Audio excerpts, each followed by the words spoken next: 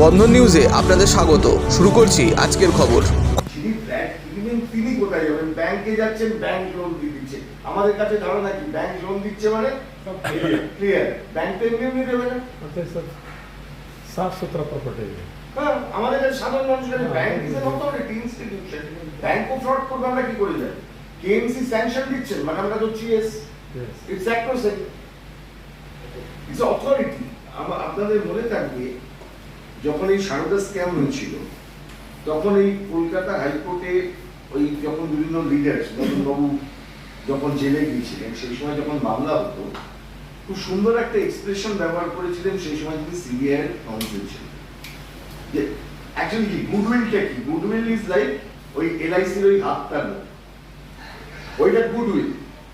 ওই যে হাতটা এলআইসিতে লোকে টাকা রাখে, লাইফ ইন্স্যুরেন্সে কর্পোরেশনে টাকা রাখলে টাকাটা মার যাবে না, ইটস এ স্যাটিসফ্যাকশন। আমরা ওই সিম্বলটা দেখে স্যাটিসফাইড থাকি। কেএমসি কর্পোরেশন তারা দিচ্ছেন মানে আমি ঠিক আছে, কর্পোরেশনের কাছে একটা গভর্নমেন্টের ছাপ্পা আছে, ছাপ্পাটাই যদি দেখা যায় যে আসলে তার ভিত্তিটাই ছিল ভুল তাহলে তো সেটাও ক্যান্সেল হয়ে যেতে বাধ্য যে কোনো সময়। তাহলে একজন সাধারণ মানুষ সারা জীবনের রোজগার, লোন নিয়েছেন, ইএমআই দিচ্ছেন প্রত্যেক মাসে, ইএমআই তো কোনো ব্যাংক তো থামবে না, যদি মানে আপনার ফ্ল্যাট যদি ভেঙে গুড়িয়েও যায় ইএমআই ব্যাংক এসে তারা করবে আপনার কিছু না, আপনার চলে যাচ্ছে সব। আমরা সেই কারণে এটাকে নিয়ে এলাম, কারণ এটা দেখুন প্রাইভেট প্রপার্টি, পাবলিক প্রপার্টি সব দিনের শেষে দাঁড়িয়ে যখন ইন্ডিভিজুয়ালের কাছে যায় it becomes his property, his asset. সেই অ্যাসেটটা যখন চলে যায় তখন কিন্তু তার কাছে আর কিছু থাকে না। কলকাতা, হাওড়া এই মুহূর্তে দাঁড়িয়ে আনঅথরাইজড কনস্ট্রাকশন, ইলিগাল কনস্ট্রাকশন এইভাবেই হয়। শুধু ইলিগাল কনস্ট্রাকশন মানে চারটে ফ্লোর মেরে দিলাম, ইলিগালিটি হয় না। ওটা একটা ইলিগালিটি আছে, আপনি দেখতে পাচ্ছেন চোখে যে দুটো এক্সট্রা ফ্লোর মেরেছে, তিনটে এক্সট্রা ফ্লোর মেরেছে। একদল আছে কোনো জায়গায় স্যাংশন না থেকে হতে পারে, এখানে স্যাংশনও আছে, মানে I am talking about a third case যেখানে স্যাংশন থাকা সত্ত্বেও সেই স্যাংশনটার ভ্যালিডিটি গন্ডগোল হয়ে যাচ্ছে। So that is the reason why we are here, যে কেন এগুলি হচ্ছে। আমি আপনাকে এই কেসটাও বলার পর আমি আপনাকে আরো ইন্টারেস্টিং দুটো ঘটনা বলবো, তাহলে আপনারা বুঝতে পারবেন এবং আপনারাও আপনাদের যখন করে ইউডো ইনভেস্টিগেশন তাহলে দেখবেন যে কতটা ভালো হবে। আমরা রিলিজ করেও আমরা দিচ্ছি, এদিকে একটা দেবেন।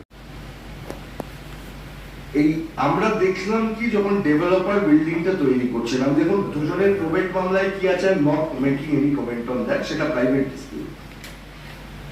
কিন্তু why it concerns the public, কেন মানুষের কাছে এটা যাওয়ার দরকার? প্রাইভেট ডিসপিউট চলছে, হাইকোর্টের স্টে আছে, আপনি দেখলেন একটা বাড়ি উঠে গেল, এবং that to on behalf of a very reputed company. এখানে ডেভেলপমেন্ট প্রোবেট আছে, যে প্রোবেট থাকলে দেখবেন প্রোবেটের যখন মামলা হয় ওটা পাবলিকের জন্য নোটিশ লাগানো থাকে, মানে it's a judgement in rem সবার বিরুদ্ধে। 2002 সালে একটা ফ্রডুলেন্ট লেটার অফ অ্যাডমিনিস্ট্রেশন হয়, যে ফ্রডুলেন্ট লেটার অফ অ্যাডমিনিস্ট্রেশনটাকে আমি বলছি যে যিনি পেয়েছেন তিনি প্রাইভেট ডিসপিউটের মধ্যে দিয়ে পেয়েছেন, সেটাও আমি ধরে দিচ্ছি প্রাইভেট ডিসপিউট। কিন্তু তারপর হাইকোর্টের স্টে থাকা অবস্থায় 2010-এ স্টে হয়, কিন্তু এই সময় ডেভেলপার জানতেন যে এই মামলা পেন্ডিং, এই অর্ডার আছে, তারপরেও তৎসত্ত্বেও তিনি গেছেন। আর ওই রকম একটা জায়গায় এই গ্রুপ কি বড় বড় মাথাদের আশীর্বাদ ছাড়া কাজ করতে পারবে না। আমি জায়গার নাম বলছি, Iqbalpur lane, within which assembly constituency? Kolkata port assembly constituency, Kolkata port assembly constituency কেন আমি বললাম, and falls within the jurisdiction of Kolkata municipal corporation. তাহলে বাকি থাকে না, আমি নাম করি আর না করি আপনি বুঝতে পারছেন, চান বা না চান আমাকে কলকাতা মেয়রের নাম বলতে হবে, ওনার সহযোগিতা ছাড়াই কাজ হতে পারে না, হতে পারে না, সম্ভব না। নাম্বার 2, কেএমসি অ্যাক্টের কন্ট্রাভেনশন হচ্ছে স্ট্যাটুটরিলি তারা অবলাইজড কিসের জন্য, যে বিল্ডিং স্যাংশন করবার আগে তাদের সেকশন 396 অনুযায়ী তাদের সব ডকুমেন্টের যে এক্সামিনেশন সেটা তাদের করতে হয়, তারা সেটা করে। তারপরে আপনি দেখবেন যেখানে ডেমোলিশনের জন্য আমরা এবার যাব, অথবা পুরোপুরি যা সুপ্রিম কোর্টের অর্ডার আছে সেই অনুযায়ী সমস্ত কি কি ট্রান্সফার হচ্ছে সেটাকে দেখান। I will show you the second case কোথায় হচ্ছে, কেন দিস ইজ ইম্পর্টেন্ট, কেন এই প্রেস কনফারেন্সটা আমরা করছি। এটা আরো ভয়ঙ্কর জিনিস আপনাদের আমি দেখাবো।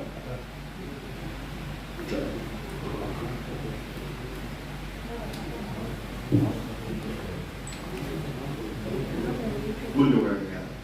सबसे बड़ी बात कि कई बैंक होंगे, जितना नेशनलाइज बैंक इसमें इन्वॉल्व है, जो पब्लिक मनी है इसका scam, who is responsible of all the things? Who is responsible of all the things? No one. And even the Kalinga group has the money power, muscles power, you know about that. It's a very big shop. Even one of the project of the Kalim is a black near Dargah Road. It's a walk-up property constructed over the on walk-up property. Same.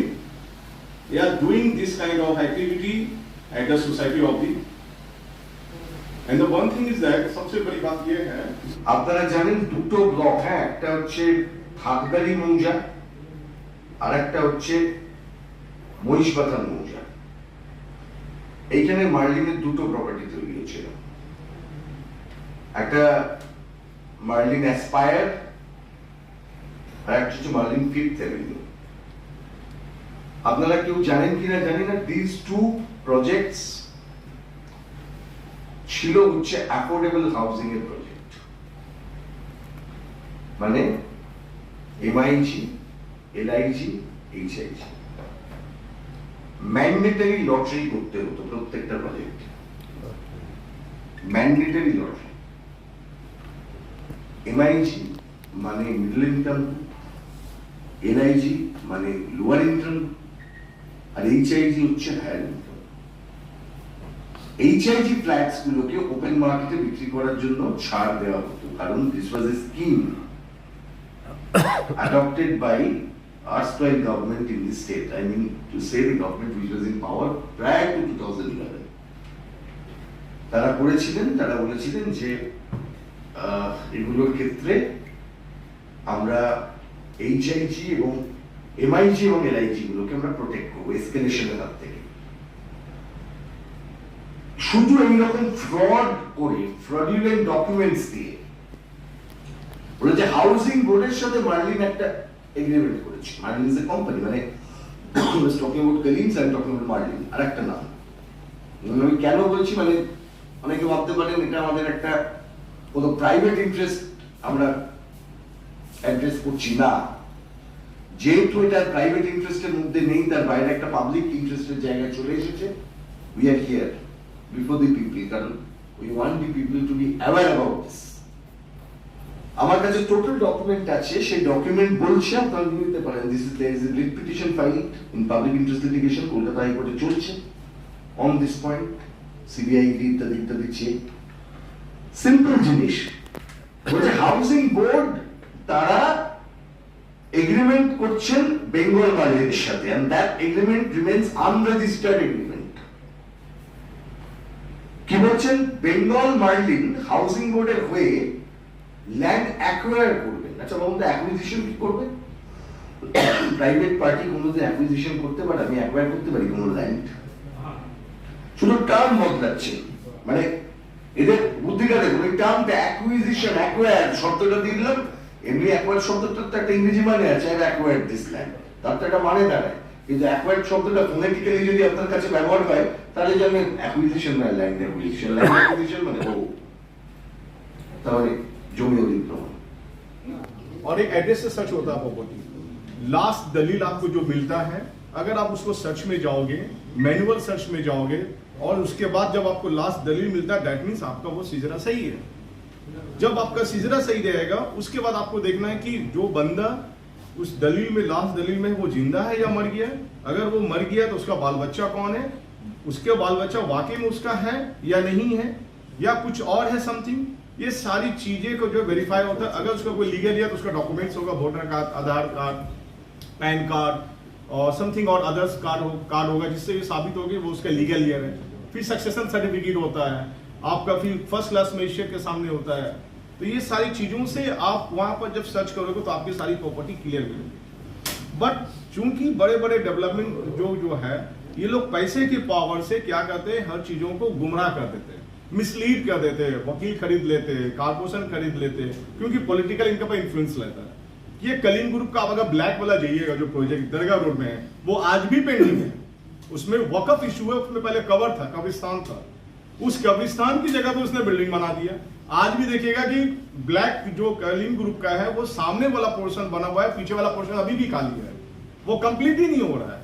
तो Kaleem group का ये चाल चरित्र ही है उसका इस तरह का कि सारी प्रॉपर्टी में उल्टा सीधा करके वो प्रॉपर्टी को खड़ा कर देता है। बैंक में जो पब्लिक का मनी है, पब्लिक का मनी का मिसयूज किया जा रहा है। एक्चुअली ये बहुत बड़ा फ्रॉड है, 1000 करोड़ का ये फ्रॉड है। इन लोगों को पब्लिक का इस सेंटिमेंट से कोई मतलब नहीं, they are doing just a business. কম খরচে বিশ্বমানের আধুনিক চিকিৎসার হুগলির মিডল্যান্ড নার্সিংহোমে বাংলার বিশিষ্ট চিকিৎসকরা এই নার্সিংহোমে রোগীদের চিকিৎসা করেন। জটিল রোগের চিকিৎসার জন্য রোগীদের আর দক্ষিণ ভারত যাওয়ার দরকার নেই। হুগলির মিডল্যান্ড নার্সিংহোমে পাওয়া যাবে বিশ্বমানের আধুনিক চিকিৎসা পরিষেবা। এখানে প্রসূতি মা ও সদ্যজাত শিশুদের বিশ্বমানের আধুনিক চিকিৎসা পদ্ধতিতে চিকিৎসা করে থাকেন গাইনো ও শিশু চিকিৎসকরা। দুপুর 12টা হোক বা রাত্রির 12টা, রোগীদের জন্য 24 ঘন্টা চিকিৎসা পরিষেবা বজায় রেখেছে হুগলির মিডল্যান্ড নার্সিং হোম। আমি ডক্টর মানস ঘোষ, আমি মিডল্যান্ড নার্সিংহোমের মেডিকেল ডিরেক্টর। বিশেষত্ব বলতে যেটা আপনি বললেন, একটা হচ্ছে এনআইসিইউ, নিউনেটাল কেয়ার ইউনিট। আমি বলতে পারি এটা আমাদের আশেপাশে হুগলি জেলায় নেই। নিউনেটাল মানে হচ্ছে যেটা বাচ্চা জন্মের পরেই প্রথম 28 দিনকে আমরা নিউনেট বলি, প্রথম ফার্স্ট 4 উইকস। তো এই সময়ে বাচ্চাদের সমস্ত রকমের চিকিৎসায় বলুন বা তাদের দেহের গঠন বলুন বা তাদের রোগগুলোই বলুন, সেগুলো সবগুলো অন্যান্য বাচ্চা মানে তার থেকে বড় বাচ্চার থেকে কিন্তু অনেকটাই আলাদা। এবং এই ক্ষেত্রে বাচ্চাদের বাচ্চারা খুব সেন্সিটিভ হয়, বাচ্চাদের রোগ প্রতিরোধ ক্ষমতাও অনেক সময় কম থাকে এবং এগুলোর জন্য স্পেশাল কেয়ার লাগে নিউনেট, এবং তাদের পুরো চিকিৎসা পার্টটা একটা আলাদাভাবে তৈরি হয় প্রথম 28 দিনের জন্য। আমরা এখানে চুঁচুড়া, বিশেষ করে চুঁচুড়া এবং হুগলিবাসীর জন্য এই জিনিসটা আমরা আনতে পেরেছি, যেখানে আমাদের বাচ্চাদের এই নিউনেটদের ক্রিটিক্যাল খুব খারাপভাবে যে নিউনেটগুলো জন্মেছে বা যারা জন্মের পরে যারা হাঁপাচ্ছে বা যারা মেকোনিয়াম খেয়ে ফেলেছেন বা যাদের কোনো জন্মের পরে কোনো রকমের শ্বাসকষ্ট বলুন বা কোনো রকমের অসুবিধে হয়েছে বা জন্ডিস ধরা পড়েছে বা অন্য কোনো কমপ্লিকেশান হয়েছে, সেই ধরনের বাচ্চাদের চিকিৎসা করার জন্য উপযুক্ত ব্যবস্থা আমরা এখানে করতে পেরেছি। তার ভিতরে আমরা বলতে পারি আমাদের এখানে ওয়ার্মার আছে সাফিসিয়েন্ট, আমাদের এখানে 6টা বেডের জন্য ওয়ার্মার আছে এবং আমাদের এখানে phototherapy bilayer double surface phototherapy আছে যাদের কনজেনিটাল বা যাদের জন্ডিস ধরা পড়েছে তাদের জন্যে, এবং বাচ্চাদের ভেন্টিলেটার আছে আমাদের একদম নিওনেটদের জন্য। এই ভেন্টিলেটার সাধারণভাবে সব জায়গায় পাবেন না, এবং বাচ্চাদের বাবেল সিপ্যাপ যেটা একটা স্পেশালাইজ মেশিন, বাচ্চাদের যেহেতু ভেন্টিলেটার খুব বেশি লাগে না, কিন্তু বাবেল সিপ্যাপ বলে একটা জিনিস খুব বেশি লাগে তাদের অক্সিজেনের পরিমাণ কমে গেলে, তাদের শ্বাসকষ্ট হলে, সেটাও আমাদের এখানে আছে। এবং আমি কিছুদিন আগে আমাদের একটি বাচ্চা এখানে ভর্তি হয়েছিলেন যার শ্বাসকষ্ট হতে শুরু করেছিল জন্মের 6 ঘন্টা পর থেকে, এবং সুন্দরভাবে তাকে আমরা এখানে চিকিৎসা দিয়েছি। আমাদের এখানে দুজন খুব ইয়ং এনথুজিয়াস্টিক পেডিয়াট্রিশিয়ান আছেন, ডক্টর মৈত্র এবং ডক্টর ঘোষ। তো তাদের দুজনের আন্ডারেই বাচ্চা ভর্তি ছিলেন। অন্য পেডিয়াট্রিশিয়ানরাও আসেন, বাট এনারা আমাদের এখানে সবসময়ই থাকেন মোটামুটি একটা স্তম্ভের মতো আমাদের নিউনেটাল কেয়ার ইউনিটের জন্য। এবং বাচ্চাটি এই মুহূর্তে খুবই ভালো আছে, তাকে আমরা ডিসচার্জ করেছি। এটা কি প্রিম্যাচিওর বেবিদের ক্ষেত্রে এটা বেশি প্রয়োজন হয়? ভীষণভাবে প্রিম্যাচিওর বেবি যারা একটু আগে জন্মেছেন বা যাদের ওয়েট কম হয়েছে, এবং অনেক সময় মায়ের বা ওয়েট অনেক সময় বেশি ওয়েট হলেও যে সেটা ভালো সেরকম নাও হতে পারে, যেমন ডায়াবেটিসের ক্ষেত্রে হতে পারে, বা অনেক সময় বাচ্চাদের বারবার জন্মানোর পর সুগার ফল করছে, এটাও আমরা দেখি। অনেকগুলো কারণে যেগুলো জন্মের পরেই যে সমস্ত সমস্যাগুলো হয় সেগুলোর জন্য এরকম স্পেশালাইজ ইউনিট দরকার হয়, নিউনেটাল কেয়ার ইউনিট, এবং সেটা আমরা এখানে করতে পেরেছি। প্রথম কথা হচ্ছে জীবনের দাম সব থেকে বেশি, ঠিক আছে, এবং যে মা 10 মাস তার বাচ্চাটাকে গর্ভে ধারণ করেছেন তার জন্য সারা পৃথিবীর সব থেকে মূল্যবান জিনিস বা সেই বাবাটির জন্য কিন্তু সেই শিশুটি। রিগার্ডিং কস্ট যদি বলেন, আমরা এমনিতে একটা মফস্বল এলাকাতে থাকি এবং আমাদের পুরো নার্সিংহোমটাই মফস্বল এলাকাতে। আমরা সেটার কথা মাথায় রেখেই আমাদের যে সমস্ত কস্টগুলো রেখেছি, এবং এই যেটা বললাম কয়েকদিন আগেই আমাদের একটি বাচ্চা যাকে হঠাৎ করে শিফট করতে হয়েছিল নিকুতে, সে চিকিৎসা পেয়ে গেল। তার বাবা মা দুজনেই খুব স্যাটিসফাইড। আমাদের সেটা আমাদের যে ফেসবুক আছে, পেজ আছে, সেখানে আপনারা তাদের কথা শুনলে বুঝতে পারবেন। এবং কস্ট মানে যথেষ্ট রিজনেবল।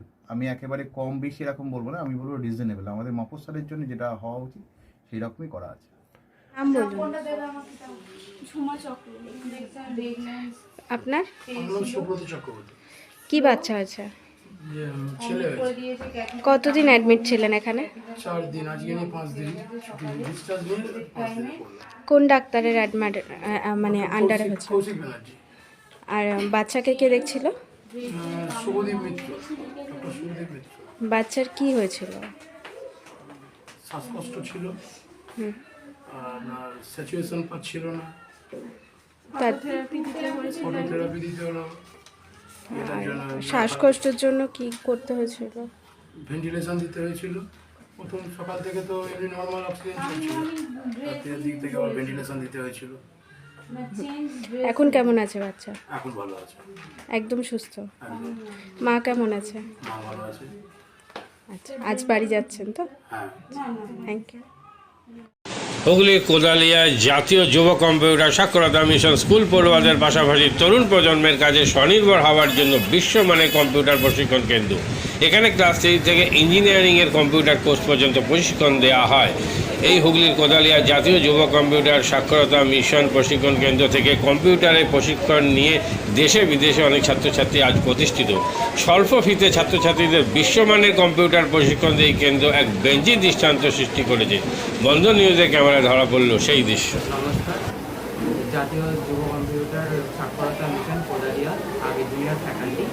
এখানে ক্লাস 3 থেকে ইঞ্জিনিয়ারিং অবধি সমস্ত রকম কোর্স করানো হয়, এবং তার সাথে সাথে প্রফেশনাল কোর্স যেমন সি++, জাভা, পাওয়ার বিআই, tally, GST, web development, app development, পাওয়ার বিআই এক্সেট্রা সব রকমের কোর্স করানো হয়, কম্পিউটার কোর্স করানো হয়। এখানে ইংলিশ মিডিয়াম এবং বাংলা মিডিয়ামে দুরকম স্টুডেন্টদেরই সব রকম কোর্স করানো হয়।